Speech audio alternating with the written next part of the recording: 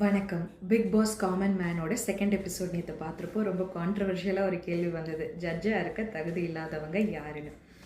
So Raju பேர் அடிபட்டது. ராஜுவை பொறுத்த வரைக்கும் ஒரு சீசன் 5ஓட டைட்டில் வின்னர். ஸோ பொதுவாகவே ராஜு வந்து ஒரு க்ரியேட்டிவ் மைண்ட் செட் இருக்கிற ஆள். சீரியல்ஸ், ஷோஸ், மூவிஸ் அவரை பார்த்துருக்கோம். டைரக்டர் பாக்யராஜ் சார் அசிஸ்ட் பண்ணியிருக்காரு.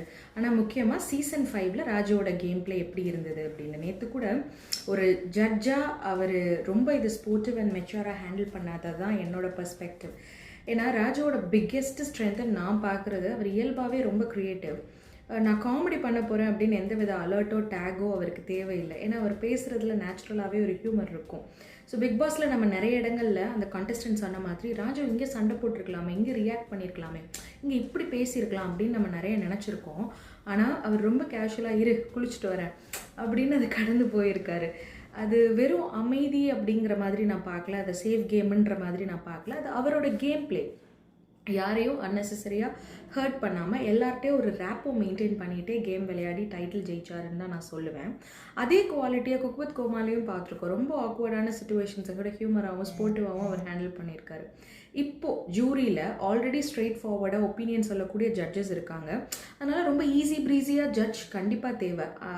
அதுதான் ராஜு அப்படின்னு நான் நினைக்கிறேன். பட் அவரை ரொம்ப ஈஸியாக நம்ம எடுத்துக்க முடியாது. ஏன்னா டிப்ளமேட்டிக்காக கூட ஆன்சர் பண்ண முடியாத ஒரு கேள்வியை ரொம்ப கேஷுவலாக கேட்குற திறமை அவருக்கு இருக்குது.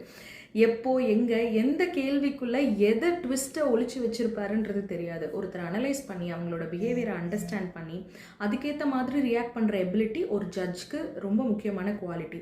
அதை சீசன் 5ல் ஆல்ரெடி ராஜு பண்ணி காட்டியிருக்காரு. அதனால் ராஜுவுக்கு ஜட்ஜாக இருக்க தகுதி இல்லை அப்படின்னு சொல்ல முடியாது.